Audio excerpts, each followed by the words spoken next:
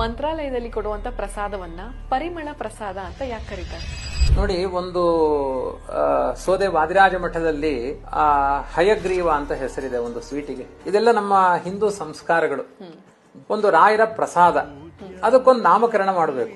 ರಾಯರ ಪ್ರಸನ್ನತೆಗೆ ತುಂಬಾ ಕಾರಣವಾದದ್ದು ಯಾವುದು ಅಂದ್ರೆ ಅವರ ಗ್ರಂಥಾಧ್ಯಯನ, ಅದರಲ್ಲಿಯೂ ಪರಿಮಳ ಗ್ರಂಥ.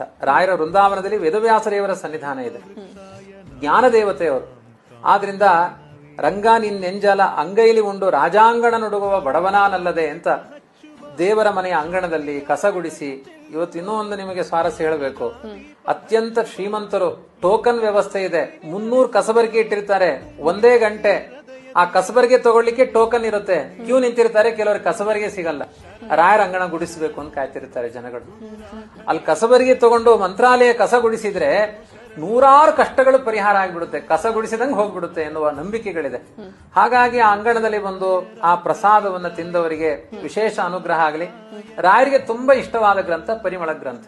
ಹಾಗಾಗಿ ಅದರ ನಾಮಕರಣವನ್ನು ಗುರುಗಳ ಸಂಯೋಜನೆ ಮಾಡಿದ್ದಾರೆ.